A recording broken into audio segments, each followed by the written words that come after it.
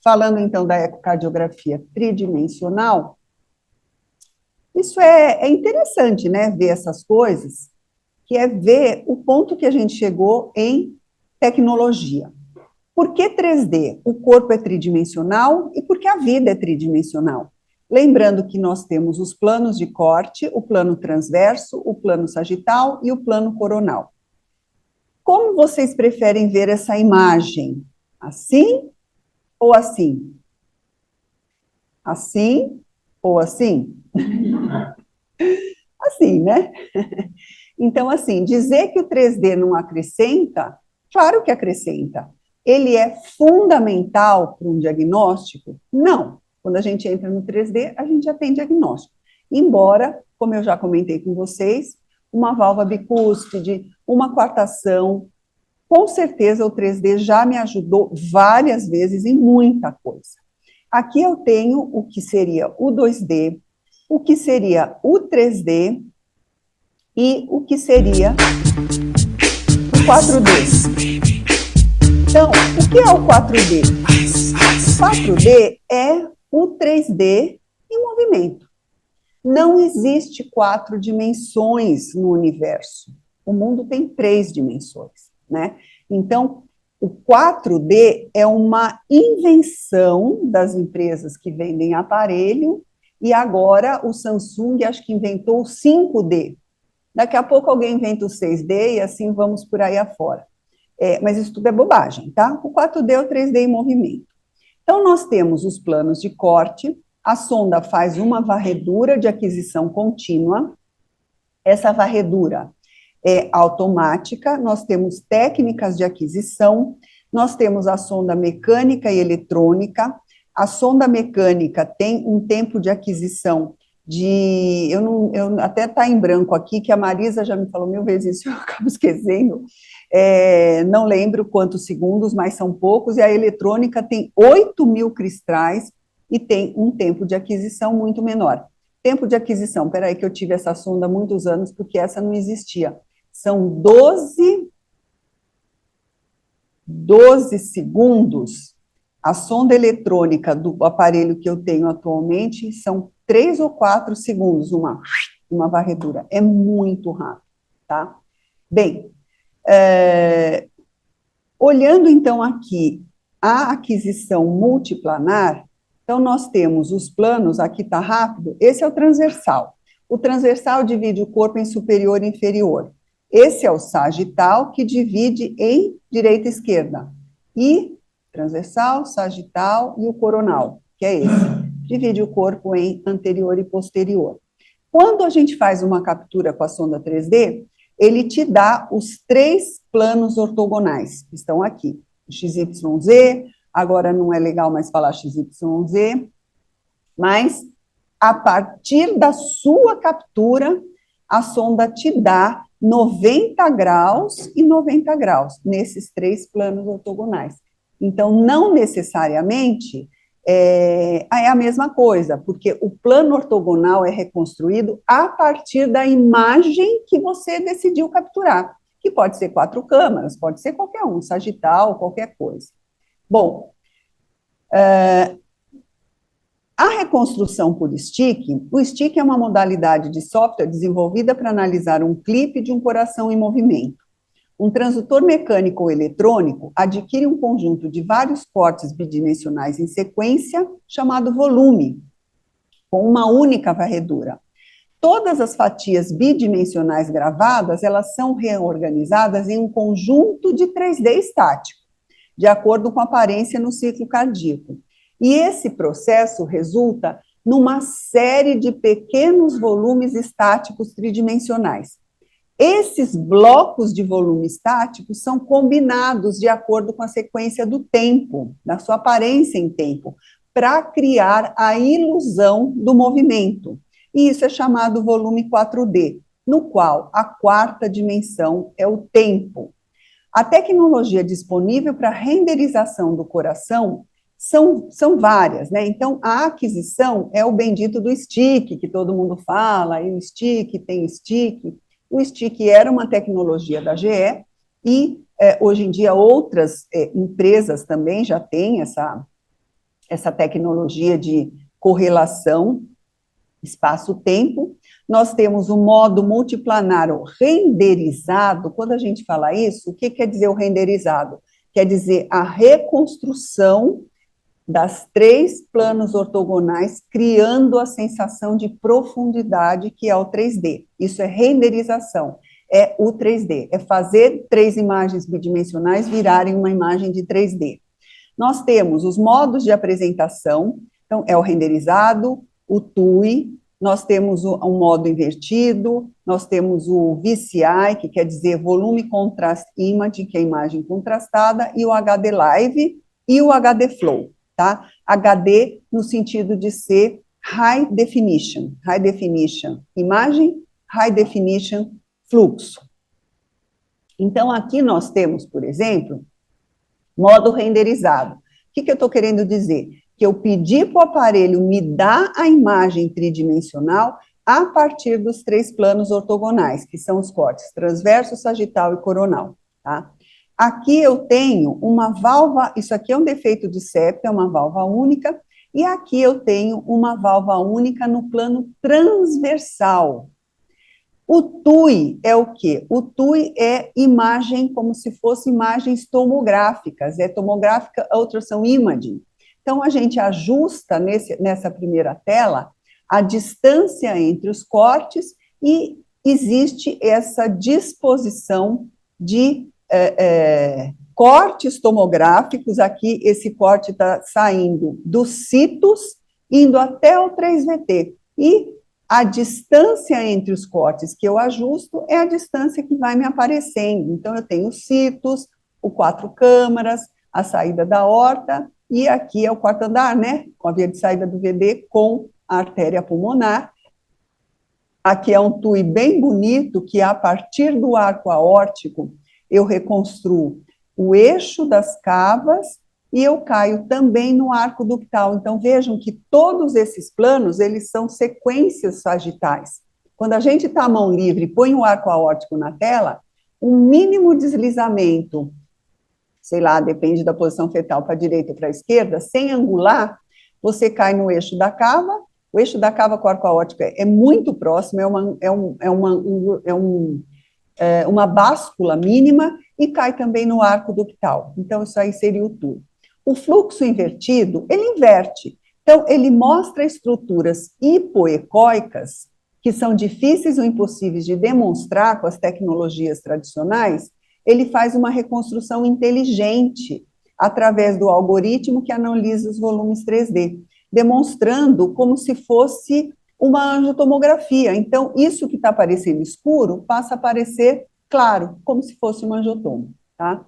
Isso aqui é fluxo invertido também.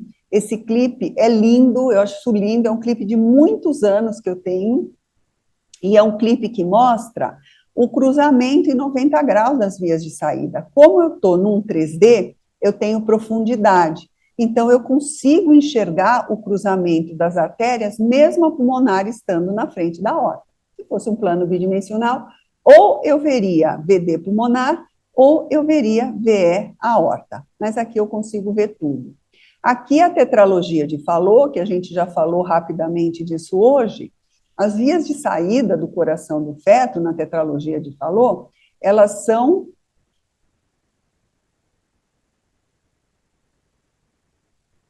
Resolveu travar aí. Elas são... Peraí. Às vezes ele fica louco. Pronto. Elas são cruzadas em 90 graus. Olha só que bonitinho, né? Então, isso aqui é também uma informação muito importante. Repetir automaticamente até parar. Não sei o que é. Ela tá indo só uma vez. Então, veja só que bonito, né? A pulmonar, ela tem a angulação normal em direção ao ombro esquerdo, a aorta sai da esquerda e vai em direção ao ombro direito, e elas cruzam em 90 graus, sem um mínimo problema. Então, não é vaso paralelo, a tetralogia de Fallot. Centro fibroso do coração, também.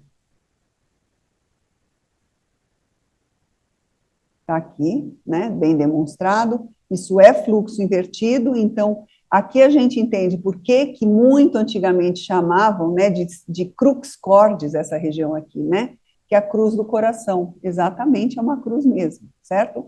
O fluxo invertido, a gente pode usar o fluxo, isso aqui é o BCI, né, que é Contrast Imaging, que é o fluxo invertido, e pode usar com croma, né, com colorização de qualquer cor, às vezes é interessante, e o HD Live, que é uma reconstrução com capacidade de calcular a propagação da luz através da pele e tecido, criando imagens realísticas.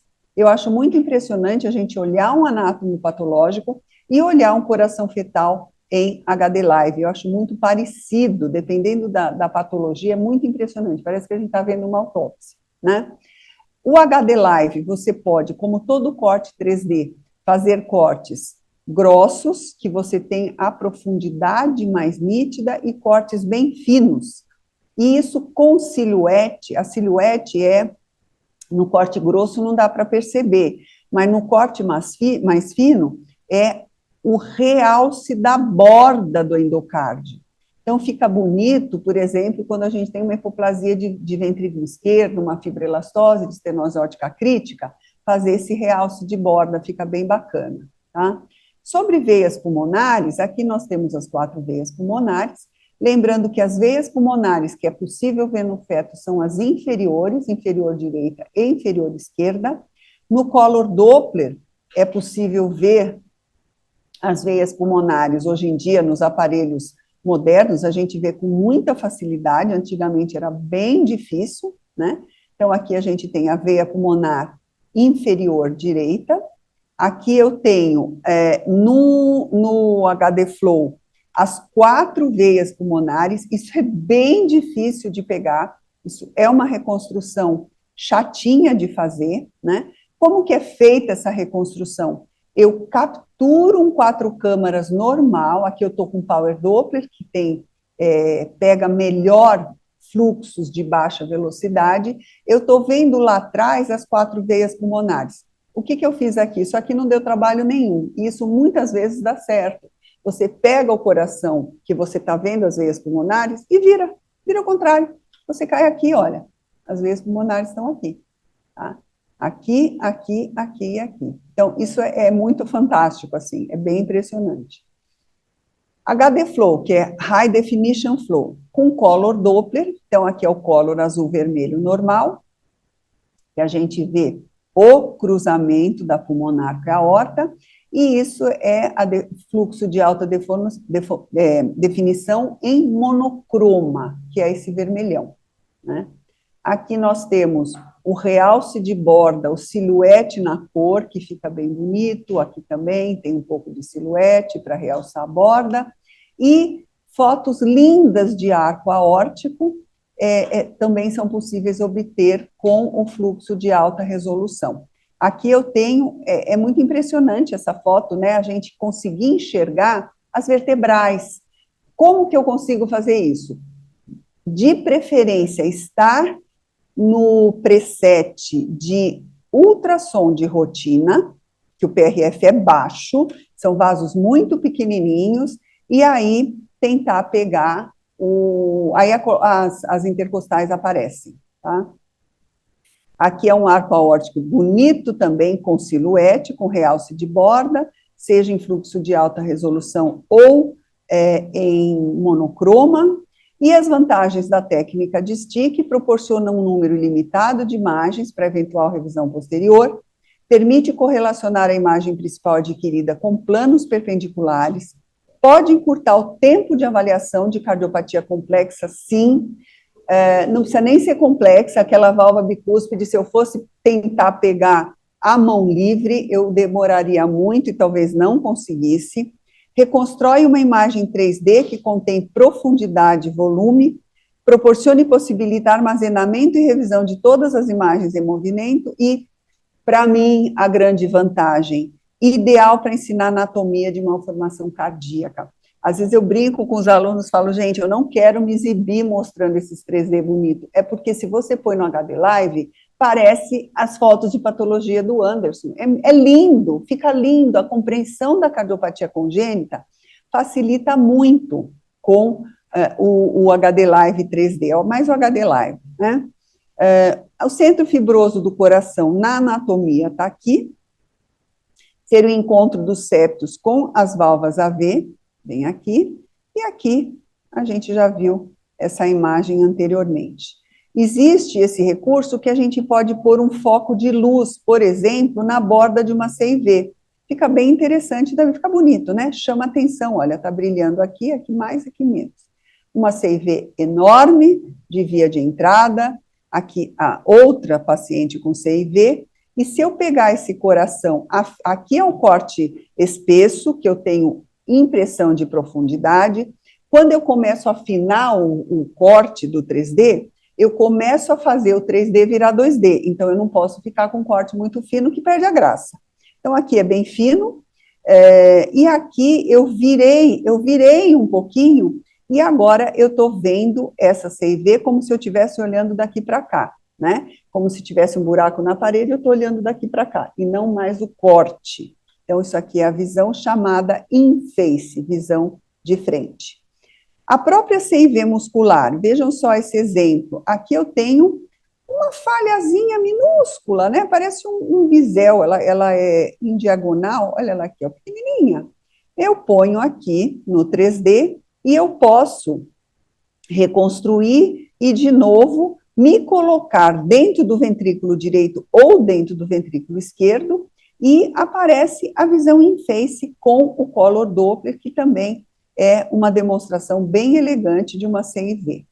Em relação ao defeito de septo, nós temos a válvula única num esquema, a válvula única numa peça de patologia, a válvula única no bidimensional e a chave diagnóstica do defeito de septo é a ausência do centro fibroso na diástole. Isso é um coração normal. Então, vejam que essa luz, ela fica apontando para o encontro dos septos e das válvulas AV, centro fibroso, crux cordis. E aqui no defeito de septo, esse coraçãozinho está batendo rápido, então vamos olhar mais lentamente. A válvula está fechada, a luz está lá. Quando a válvula abre, ela desaparece. Por quê? Porque não tem septo no centro do coração. Então, isso é um defeito de septo, tá? A ausência do septo, do centro fibroso na diástole. O HD Live, então, eu começo com cortes que eu escolho de bastante espessura, eu estou vendo, né, a parede posterior dos ventrículos aqui, eu posso afinar o corte até chegar em cortes translúcidos, que para mim me lembra muito cortes de lâmina de patologia, né? Fica muito parecido. Um defeito de septo total, que mais que a gente pode ver fazendo um tridimensional? Aqui eu tenho a válvula reta, não precisa do 3D para saber que isso é um defeito de septo tipo A. Aqui eu tenho o 3D no mesmo plano de corte que o 2D. O que a gente tem de acréscimo de qualidade de imagem é em termos de textura, né? Aqui a gente vê o quanto a válvula única é displásica, aqui a gente não tem essa sensação, né? Então, essa sensação do espessamento é incrível, realmente o 3D somente que dá, e aqui eu tenho essa válvula que eu estou aqui no xizinho, olhando a válvula V do átrio para o ventrículo, e aqui eu vejo o corte transverso dessa válvula V. Isso é muito lindo, isso é a coisa mais fácil de fazer no tridimensional, no stick. Isso não é difícil, não toma nenhum grande tempo. Aqui eu tenho o mesmo paciente anterior com a válvula aberta, com a válvula fechada. Se eu fizer um paralelo e comparar com a válvula atrioventricular do defeito de septo, com todos os seus folhetos, então nós temos aqui 5, né? 5 folhetos, cada um deles tem um nome específico, não vai ao caso aqui ficar repetindo, mas é impressionante, né? Olha aqui, ó, 1, 2, 3, 4, 5, exatamente como é uma válvula única. Então, isso é muito bonito, né? Que está aqui, né? Ela está ali. Isso realmente não é difícil. Tá? Então, está ali os folhetinhos. O que mais que a gente pode ver de maneira bacana? Atresias, né? Atresia tricúspide, esse é um coração normal, e uma atresia mitral. E fazendo parte do pacote, o ventrículo direito hipoplásico e o ventrículo esquerdo hipoplásico. Aqui nós temos o ventrículo esquerdo hipoplásico, os cortes podem ser afinados e ficar aquele aspecto de lâmina. Eu tenho dificuldade de dizer para vocês o que eu acho mais bacana, eu gosto de todos, né? Eu acho bonito todos. Aqui é uma hipoplasia de ventrículo esquerdo que eu tive o ano passado, bem hipoplasia, mas veja, engraçado, né? Esse ventrículo, ele não é tão bolinha, né? Ele não é tão donut, ele é compridinho, mas é mega hipoplásico, não tem nem dúvida, né? E ele tá aqui, bem pequenininho, na síndrome de coração esquerdo. Essa é a vantagem do 3D, né? É eu mostrar o que eu vou mostrar agora. É um foco de erro imenso, a confusão que causa, a confusão que a gente tem em relação à aorta ascendente e à cava superior. Reparem que elas estão encostadas, anatomicamente elas são encostadas. Nessa projeção de arco aórtico, uma exatamente na frente da outra. Aqui está a aorta e aqui está a cava. Então, aqui também eu coloquei num plano de corte, numa velocidade bem diminuída, para vocês terem a real impressão do quanto elas são próximas, né? Olha aqui, ó. Elas são encostadinhas, certo? Então, vejam só, esse exemplo de síndrome de hipoplasia de coração esquerdo, né? As pegadinhas. A aorta ascendente, nesse caso, ela está normal, então eu fiz um 4 câmaras, eu vi que o ventrículo é hipoplásico, agora eu quero medir a aorta ascendente para saber a gravidade da doença. A gente sabe que quanto menor a aorta ascendente, pior o prognóstico, o risco de isquemia, de ter muito pouco fluxo na coronária, etc. Então, eu tenho aqui o ato direito e aqui o arco aórtico, né? Isso aqui é clipe? Sim. Tá? Olhando essa aorta ascendente, eu diria que ela tem, nossa, que a hortinha boa para hipoplasia. Será? Olha só, o mesmo clipe. Então, isto aqui azulzinho, átrio direito, cava inferior, cava superior. Tá? A sonda está aqui em cima, né? Então, eu tenho essa imagem e quando eu tenho a diástole, olha a aorta ascendente aqui, ó, totalmente escondida pela cava superior que vem na frente.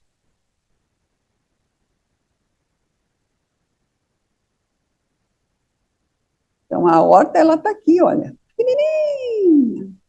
Então, se você para a imagem assim, vai falar, nossa, que aorta boa, que bom para o bebê. Tem nada bom aí, tá?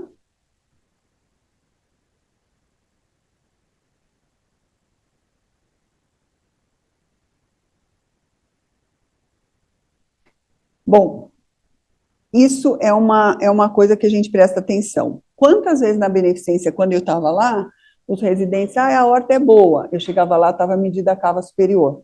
Na criança, é mais fácil confundir a sobreposição da cava com a aorta até do que no feto, tá?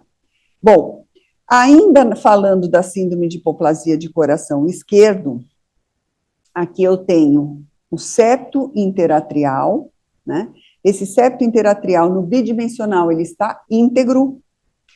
Quando eu ponho o Color Doppler, eu vejo uma hemácia saltitante aqui de vez em quando, que eu coloquei a seta forame oval.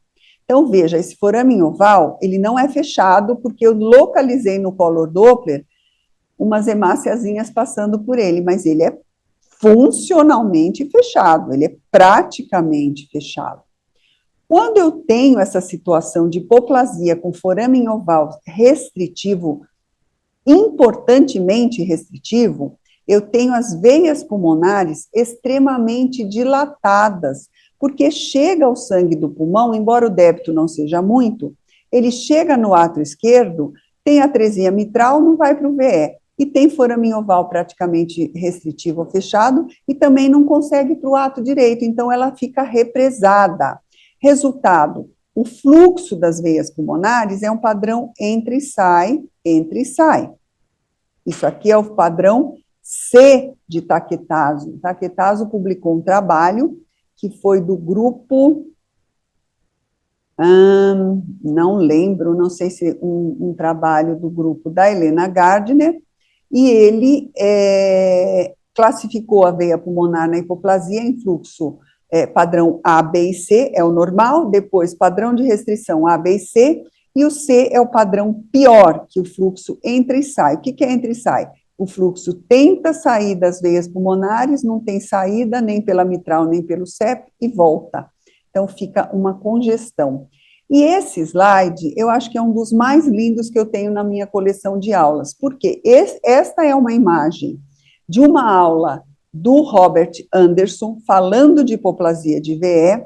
Aqui é o septo interatrial da hipoplasia, com forame igual aquele, né, pequenininho, né, mega restritivo. Um septo da hipoplasia, quando o forame é restritivo, ele é um septo muscularizado, extremamente grosso. Não pense que essa criança vai nascer e vai entrar um balão e vai rasgar isso, porque nem passa pelo buraquinho, a pontinha do balão não passa, e se passar não rasga, tá? Porque isso é muito grosso, tá? E aqui as veias pulmonares super dilatadas, super, super. E essa imagem, que foi um paciente de 2 anos, que eu reconstruí, e as veias pulmonares aqui. E o átrio esquerdo é isso, olha. Olha o septo interatrial, é muito parecido com a imagem do lado da patologia. É muito lindo, né? Eu acho muito linda essa tecnologia tridimensional. Então, aqui novamente, outros exemplos. Coração normal e o ventrículo único.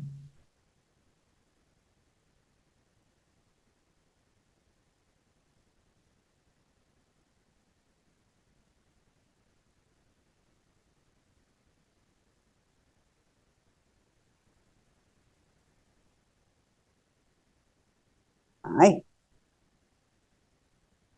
Então, eu tenho as 4 câmaras normal e o ventrículo único que não tem septo, né? É um ventrículo só que está aparecendo aí. Então, nesse 4 câmaras, eu não estou vendo septo interatrial. Então, em vez de 4 câmaras, aqui tem 3 câmaras. É mais ou menos um pensamento inicial que a gente tem. De novo, um coração normal e uma anomalia de Ebstein, na qual, na posição de 4 câmaras, não se vê a válvula tricúspide, que é aquela forma Ebstein extremo. Cardiopatias com provável repercussão, instabilidade hemodinâmica em sala de parto.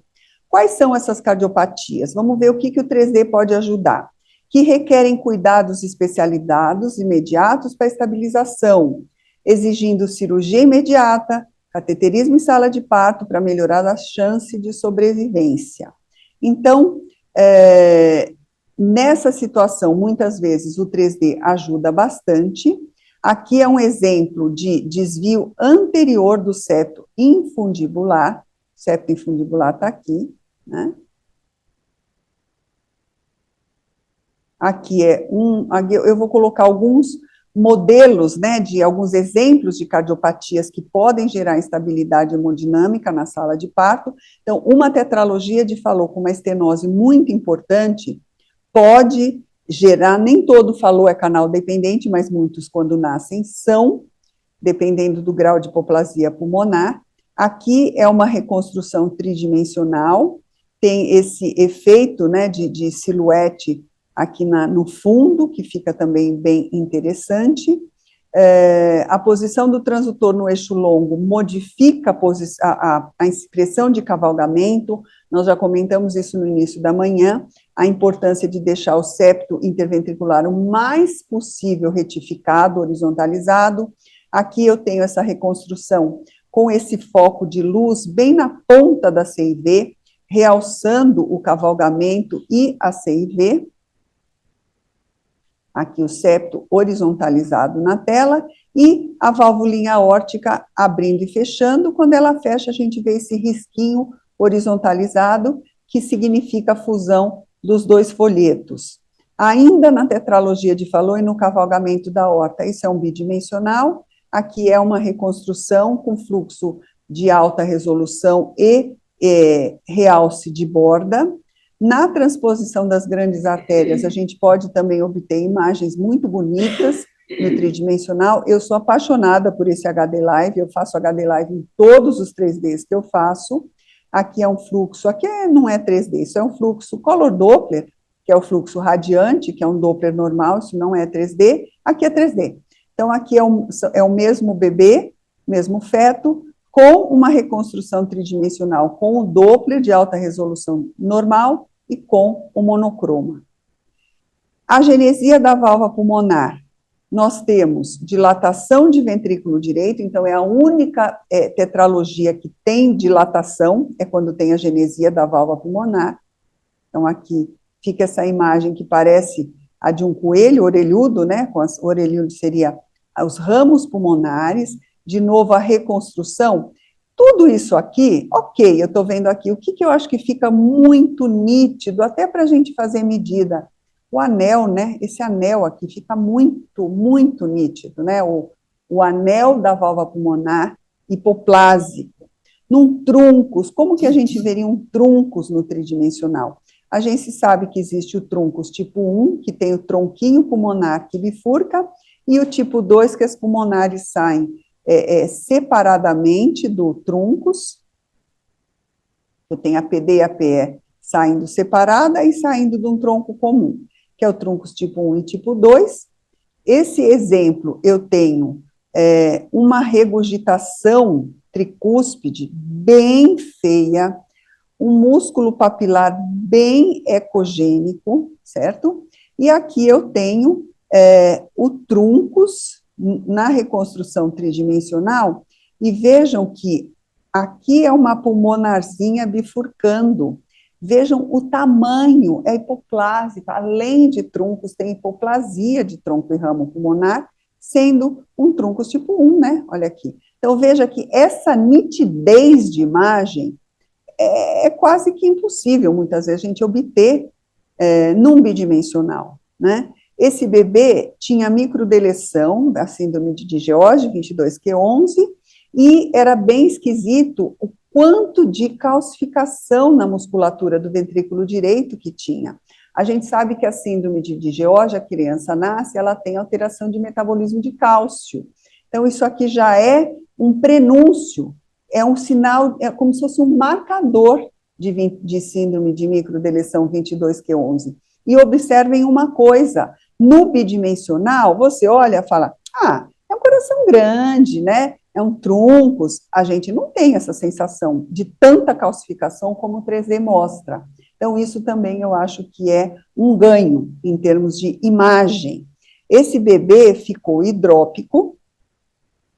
Em sala de parto, ele apresentava uma disfunção de ventrículo esquerdo gravíssima, não batia esse coração, né? O ventrículo direito batia um pouco, o esquerdo não batia quase nada, e esse bebê acabou nascendo, ficando em ECMO uns 3 dias e acabou falecendo naturalmente, né? Porque, além de um truncus, além de hipoplasia, vamos voltar aqui e olhar, né, que isso tudo era esse bebê, além de hipoplasia de tronco e ramos, além, olha só, insuficiência tricúspide por conta da extrema calcificação de todo o aparato subvalvar tricúspide, então ele acabou falecendo em pouco tempo. Como que a gente vê uma dupla via de saída de ventrículo direito no 3D? Então, aqui, deixa eu voltar isso para cá, acho que Aqui, então, eu tenho a aorta e a pulmonar saindo do ventrículo direito, isso é um color Doppler normal, isso não é 3D, e aqui o 3D, tá? As duas artérias saindo do ventrículo direito, sendo que o plano das valvas é exatamente o mesmo. Algumas cardiopatias raras e complexas também se beneficiam com o tridimensional. Por exemplo, esse é um tumor, é um rabdomioma, que eu iniciei tratamento com sirolimus, com rapamune, numa dose de 2 miligramas por dia, não fizemos dose de ataque, porque não achamos necessário, era mais no sentido de impedir que esse ventrículo crescesse mais, porque já era muito grande. Houve uma resposta boa, entretanto, o bebê começou a fazer taquicardia supraventricular e faleceu algumas semanas depois.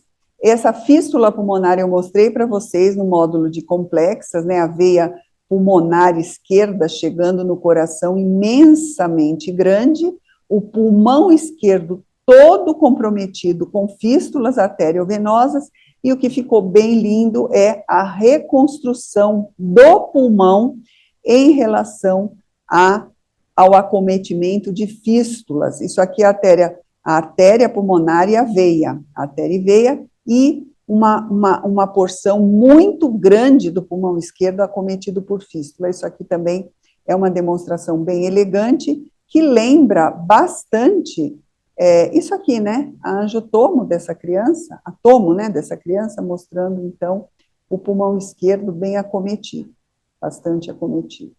Tá? Esse criss-cross também nós falamos, acredito que no módulo de complexas. Então, nós temos um fígado, um ventrículo esquerdo inferior e um ventrículo direito superior, o pulmão em cima, o fígado embaixo. A mesma coisa, fígado embaixo, ventrículo esquerdo, ventrículo direito, pulmão.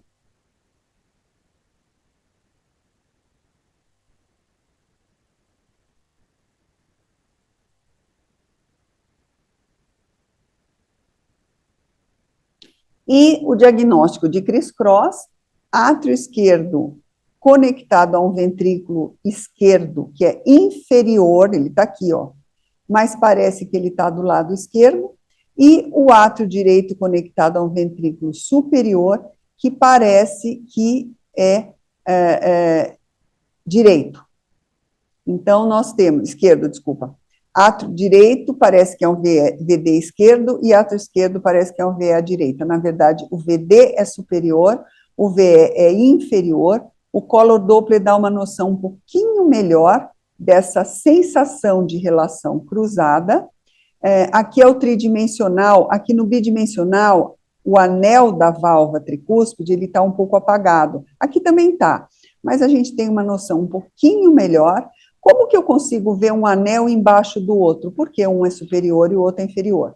Se eu estivesse vendo um coração normal, o anel tricúspide, que é esse superior, estava à direita e o mitral estava à esquerda. Eles estariam lado a lado, não um em cima do outro. Aqui é uma reconstrução do coraçãozinho desse criss-cross, e aqui é a angiotomografia, mostrando esse coração.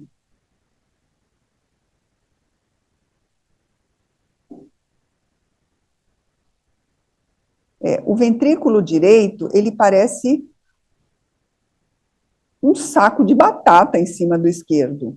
E ele parece muito maior, o ventrículo direito, ele parece maior e o esquerdo parece hipoplásico, né? Não é, porque ele está embaixo, ele está atrás.